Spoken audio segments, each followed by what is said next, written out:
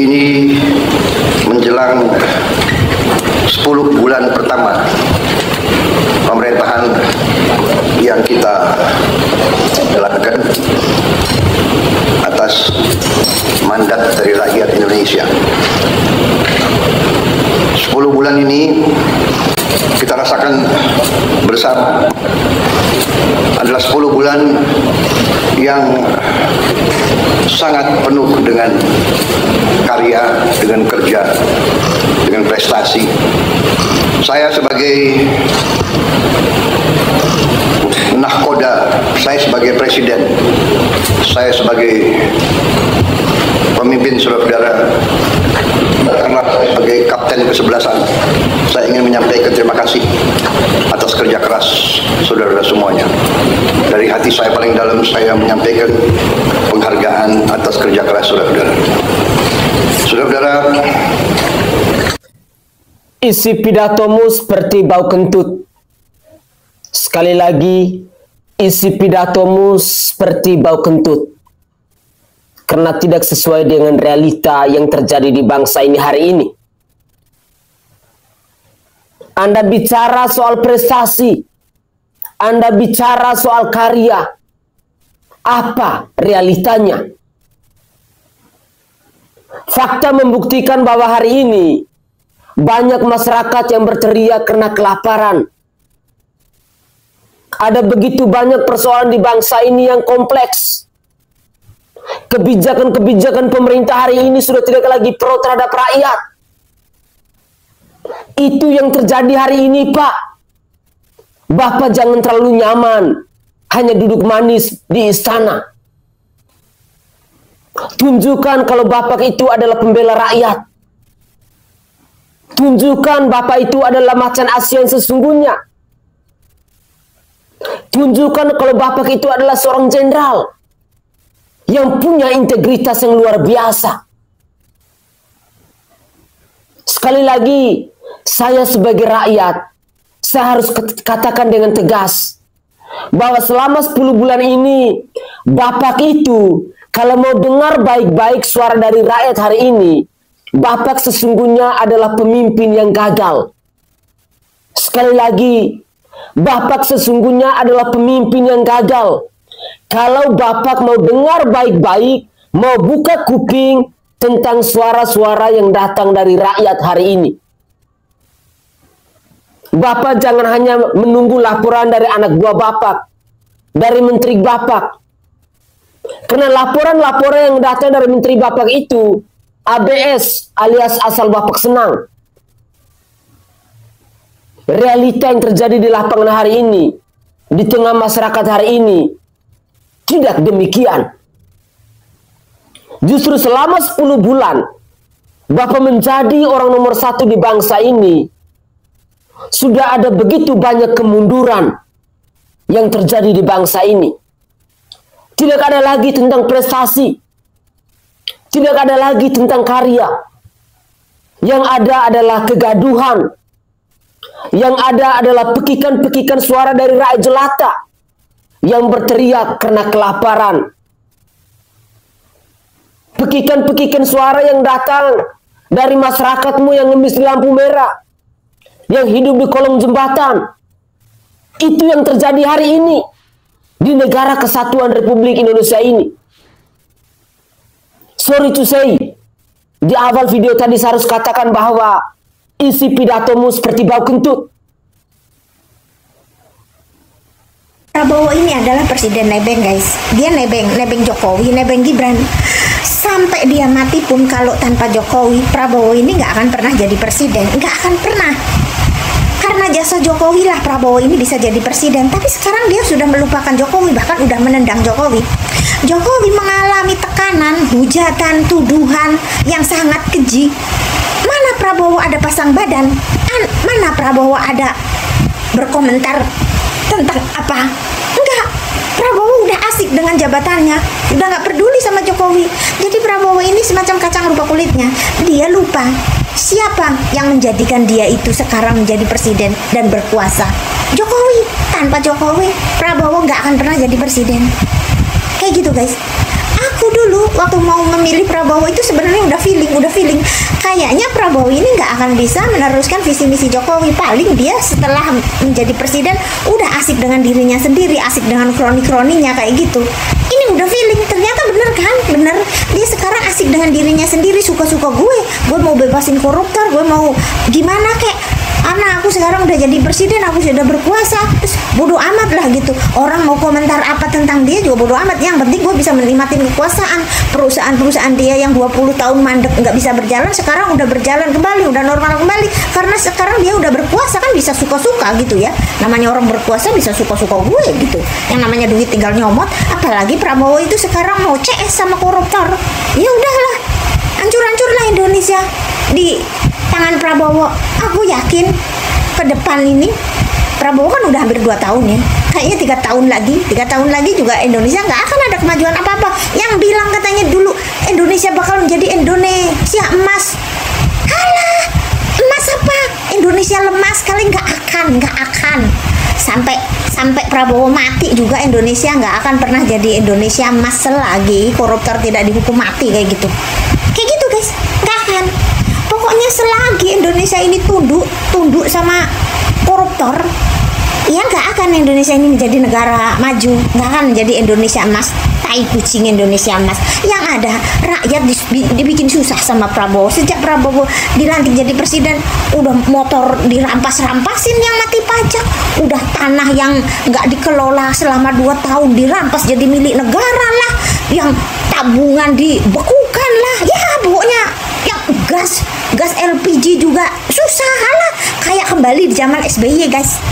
Ini pemerintahan Jokowi ini pemerintahan Prabowo ini kayaknya udah kembali ke zaman SBY yang dulu suka ngantri-ngantri. Nah, kemarin ngantri gas, pokoknya serba susah lah gitu. Di zaman Jokowi emang ada orang ngantri-ngantri gas gitu? Nggak ada kan? Dulu zaman SBY ngantri BBM panjang sampai berminggu-minggu. Ini Prabowo kayak gitu sama sekarang, udah banyak sekali rakyat ini dikecewakan oleh kebijakan Prabowo. Mana kebijakan Prabowo yang kayak menggembirakan hati rakyat? Nggak ada, malah ada koruptor dibebas-bebasin kayak gitu, sangat-sangat melukai perasaan pendukungnya. Ini Prabowo ini nggak beres, aku rasa nggak beres. Pak Prabowo, presiden kita, mohon maaf Pak nggih. Saya mau tanya Pak, atas nama rakyat yang mana Pak? Bukannya atas nama pejabat, ya kan? Contohnya aja Pak, semudah itukah memberikan amnesti dan aborisi kepada pihak-pihak yang mungkin menurut rakyat semuanya itu melakukan hal-hal di luar nalar kita Pak? Ya, jangan sekali-kali dong Pak bilang atas nama rakyat. Orang amanat dari rakyat aja nggak pernah Bapak emban kok, ya kan? Mana Pak atas nama rakyat? Bapak jadi presiden itu juga pilihan rakyat Pak. Seandainya Mas Gibran, mohon maaf Pak, dari pribadi saya nggak menjadi pendamping Pak Prabowo, saya juga udah nyoblos Pak Prabowo. Ya, itu yang namanya atas nama rakyat.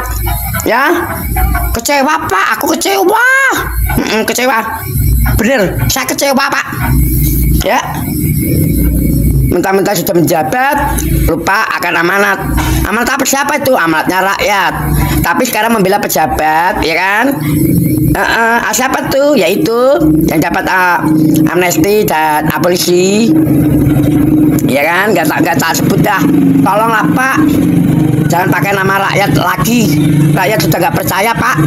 Takut saya, Pak Prabowo ini yang saya selalu sebut punya 2 sisi kehidupan. Satu, sebagai seorang demokrat, dia membangun partai, dia kompetisi. Walaupun dia terakhir melakukan kudeta merangkak, quote in quote istilah saya, sehingga dia bisa jadi presiden. Ya kalau dia nggak ambil Gibran itu kemarin, dia nggak mungkin jadi presiden kan. Dia kudeta merangkak masuk dari dalam. Tapi di sisi lain, dia punya sisi sebagai kombatan. Dia mantan komandan Kopassus, Pangkostrat, pasukan elit. Bagaimana kalau sisi kombatannya lama-lama makin keluar? Kita tahu janganlah yang ini keluar. Lu udahlah. Ada membaca bahwa kemungkinan itu bisa keluar. Ya bisa dong. Sifat kombatan itu tadi. Bisa lah, bisa. Karena apa? Karena berkali-kali kan dia kan udah, misalkan kita lihat yang dibongkar oleh sebuah majalah ya, dia ada 100-an kolonel dididik di Kemenhan, ada ITB-nya di situ, ada UI-nya di situ, ada satu lagi Prasetya Mulia kalau nggak salah saya, itu mendidik mereka untuk masuk ke pekerjaan-pekerjaan sipil. Yang ini kan ribut kemarin. Salve. Assalamualaikum warahmatullahi wabarakatuh. Salam Om Swastiastu, Namo Buddhaya, salam kebajikan dan salam sejahtera untuk kita semua. Pemirsa sekalian, Dari komentar-komentar yang disuarakan oleh netizen dalam cuplikan video tadi, tampaknya berbanding terbalik dengan isi pidato dari Bapak Presiden Prabowo yang mengatakan bahwa selama 10 bulan Prabowo Subianto menjadi presiden di bangsa ini sudah ada begitu banyak karya, sudah ada begitu banyak prestasi yang dia ukir di negara kesatuan Republik Indonesia ini. Yang tadi saya katakan dengan tegas bahwa isi pidato mustahil bau kentut karena tidak sesuai dengan fakta, karena tidak sesuai dengan realita yang terjadi hari ini di bangsa kita ini. Komentar-komentar yang disampaikan oleh netizen dalam cuplikan video tadi, mungkin mereka-mereka ini adalah pendukung-pendukung fanatik dari Joko Widodo. Tetapi saya abaikan itu. Yang saya ingin garis bawahi di sini, yang ingin saya tegaskan di sini tentang realita-realita kehidupan yang terjadi di bangsa kita hari ini. Misalnya dalam pengambilan keputusan atau kebijakan, entah itu dari Presiden Prabowo sendiri maupun dari para menteri atau pembantunya ini. Kenapa selalu kita sebagai rakyat yang dibuat susah? Kenapa pengambilan keputusan itu tidak pernah berpihak kepada rakyat? Perlu kita ketahui bahwa hari ini kebijakan-kebijakan yang lahir dari Prabowo Subianto itu sesungguhnya hanya menguntungkan mereka yang punya jabatan, menguntungkan mereka yang punya kekuasaan. Tetapi kita yang sebagai rakyat yang selalu dicekik lehernya oleh mereka. Pemblokiran nomor rekening, tanah yang tidak pakai selama 2 tahun. Belum lagi sekarang ada kebijakan terbaru dari Komdigi yang mengatakan bahwa media sosial kita khususnya WhatsApp itu sudah tidak bisa lagi menggunakan panggilan video. Kita bisa menggunakan panggilan video terkecuali menggunakan internet premium. Dan masih ada kebijakan-kebijakan lain dari pemerintah yang sudah tidak lagi pro terhadap rakyat. Ketika fenomena hari ini terjadi, detik-detik ketika bangsa Indonesia menyambut hari kemerdekaan Republik Indonesia yang ke-80 tahun, lalu kita masyarakat Indonesia dihebohkan dengan aksi pengibaran bendera One Piece yang dilakukan oleh masyarakat Indonesia. Itu sebenarnya mau mengetuk pintu hati pemerintah, mau mengingatkan pemerintah bahwa ini loh, ada perlawanan dari masyarakat, ada protes dari masyarakat terhadap segala kebijakan, terhadap segala keputusan, terhadap segala aturan yang dilakukan oleh pemerintah hari ini. Pengibaran bendera One Piece mau membuktikan bahwa ada pengkhianatan yang begitu luar biasa dilakukan oleh pemerintah hari ini. Tetapi apa yang terjadi? Pemerintah hari ini melalui aparat penegak hukum, mereka mulai mengintimidasi masyarakat Indonesia yang melakukan pengibaran bendera One Piece. Mereka tidak pernah introspeksi diri. Dan yang menjadi pertanyaan, kenapa mereka bisa setakut itu dengan bendera One Piece? Apakah mereka takut bahwa segala persoalan yang terjadi di bangsa ini bisa diketahui oleh internasional? Saya pikir hari ini kita hidup di era media sosial. Kejadian-kejadian viral yang terjadi hari ini di Indonesia itu sudah diketahui oleh internasional. Pengibaran bendera One Piece itu pun sudah direaksi oleh influencer-influencer Asia, influencer-influencer dunia. Mereka sudah beramai-ramai menyuarakan itu. Ada ungkapan mosi rasa tidak percaya yang tumbuh dari masyarakat Indonesia hari ini kepada pemerintah. Kalau pemerintah bijak, kalau pemerintah mau mendengar aspirasi dari rakyat, hendaknya kalian harus bersikap bijak dalam pengambilan keputusan. Mengevaluasi segala macam aturan yang telah diterbitkan oleh pemerintah hari ini. Presiden Prabowo Subianto dinilai sebagai pemimpin yang gagal. Itu karena kebijakannya yang tidak pro terhadap rakyat. Presiden Prabowo Subianto lebih percaya suara atau bisikan yang datang dari para menterinya, yang dalam tanda kutip bahwa setiap laporan itu asal Bapak senang. Tetapi fakta hari ini, program-program yang disuarakan oleh Prabowo Subianto saat kampanye dulu, belum semuanya terrealisasi. Yang ada malah makan korban. Program makan bergizi gratis, yang ada malah sebagian besar siswa mengalami keracunan makanan. Itu yang terjadi hari ini di bangsa ini. Makanya sangat tidak tahu diri, sangat memalukan ketika seorang pemimpin, ketika seorang presiden mengatakan dengan lugas, dengan penuh percaya diri, bahwa selama 10 bulan beliau menjadi orang nomor 1 di bangsa ini, sudah ada begitu banyak prestasi, sudah ada begitu banyak karya yang telah dia persembahkan untuk masyarakat Indonesia. Apa? Semoga saja kita sebagai masyarakat bisa melek. Kita sebagai masyarakat jangan takut untuk bersuara melawan kezaliman-kezaliman pemerintah hari ini. Karena semakin kita diam, kita sebagai rakyat akan semakin diinjak-injak oleh manusia-manusia munafik, manusia-manusia rakus, manusia-manusia yang tidak tahu mengintrospeksi diri mereka sendiri ini. Tolonglah, kalian itu dipilih oleh rakyat, kalian itu dibayar oleh rakyat. Di pundak kalian itu ada sejuta, ada banyak beban rakyat Indonesia hari ini.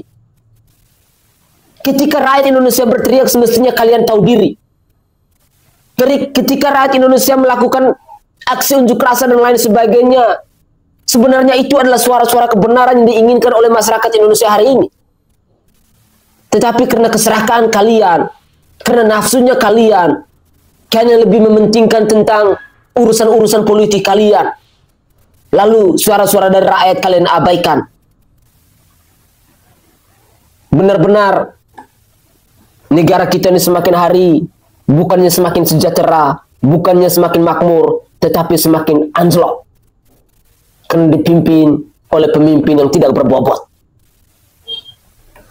Sebelum saya meninggal, anak-anak Indonesia kuat, gembira. Aduh, Pak Momon. Kau kalau nggak gara-gara Jokowi, kau nggak duduk kau jadi presiden kau. Aku bilang nggak duduk kau. Karena Jokowinya kau. Karena Gibran.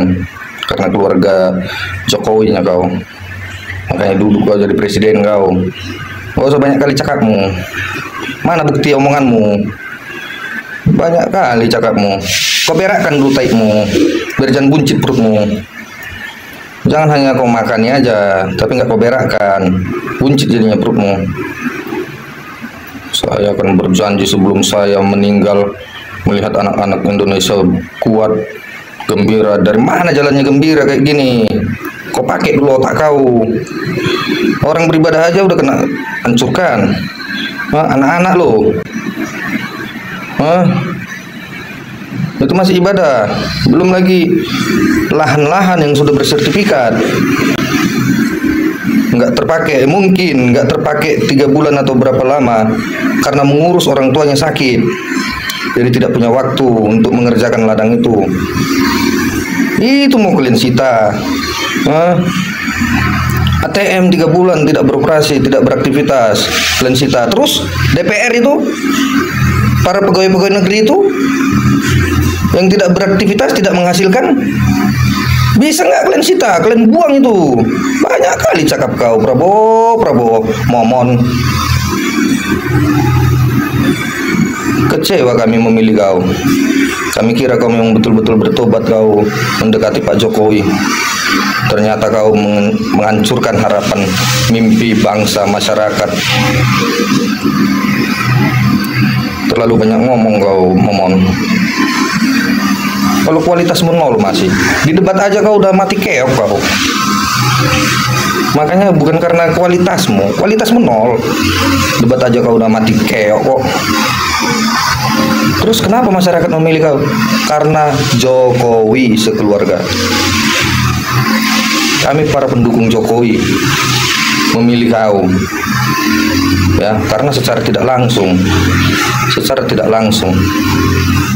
Pak Jokowi sudah mengarahkan ke kau. Walaupun tidak langsung dikatakan Pak Jokowi pilih ini, enggak. Tapi karena kami lihat, masyarakat lihat kau dekat dengan Pak Jokowi dan kau pilih pula lagi Gibran menjadi wakilmu, makanya kami pilih kau. Kalau enggak aja enggak laku kau. Kemana kau mau dijual? Enggak laku kau. Hah? Di TNI aja kau kena buang kok. Karena kaulah pengkhianat bangsa itu sebenarnya. Kaulah penjajah itu. Masyarakatmu tertindas, kau diam. Sok jago kau ngasih makan orang luar negeri. Masyarakatmu mati kelaparan di sini. Sok jago kau kasih lahan ke Palestina. Masyarakatmu yang sudah punya lahan, kalian sita-sita. Ada nggak sih perasaan kalian? Ada nggak sih otak kalian? Berpikir nggak kalian? Oke guys, itu adalah cuplikan-cuplikan video yang bisa saya persembahkan ke hadapan pemirsa dalam konten saya kali ini. Silakan masyarakat sendiri yang menilai, silakan pemirsa sendiri yang menilai. Apakah ketika bangsa ini dipimpin oleh Presiden Prabowo Subianto dan Gibran Rakabuming Raka sesuai dengan cuplikan pidato yang disampaikan oleh Presiden Prabowo tadi, bahwa selama 10 bulan Presiden Prabowo menjadi orang nomor 1 di bangsa ini, sudah ada begitu banyak karya, sudah ada begitu banyak prestasi yang telah diukir oleh Prabowo Subianto untuk bangsa ini.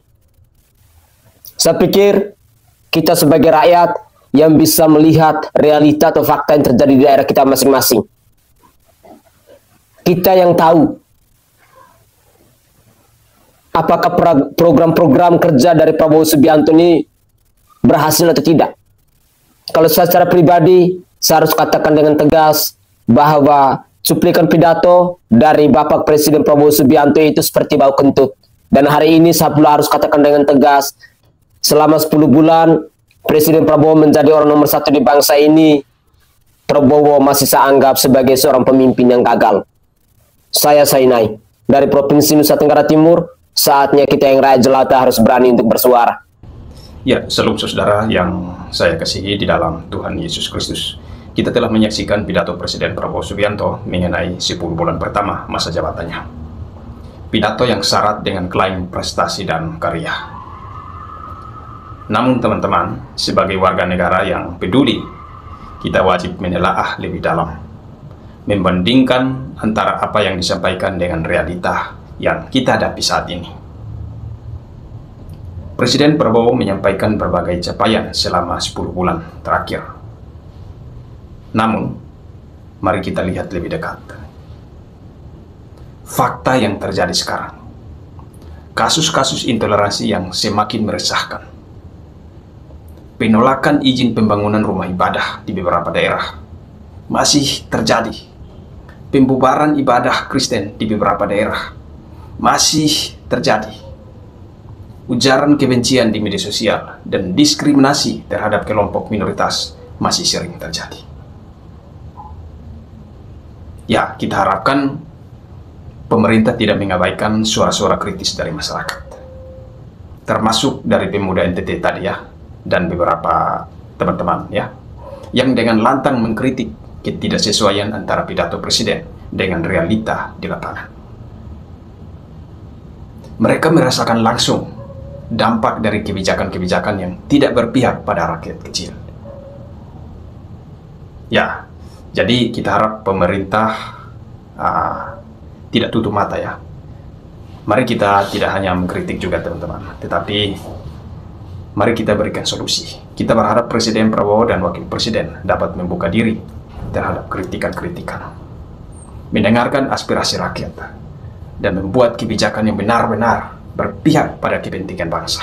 Ya, mari kita panjatkan doa agar Tuhan Yang Maha Esa senantiasa memberikan berkat dan kebijaksanaan kepada Presiden Prabowo dan Wakil Presiden agar mereka dapat memimpin negara ini dengan amanah dan membawa Indonesia menuju kemajuan yang berkeadilan. Karena bagaimanapun kita telah memilih mereka, kita telah percaya mereka sebagai pemimpin kita. Demikian tanggapan dari saya. Tuhan Yesus memberkati. Shalom.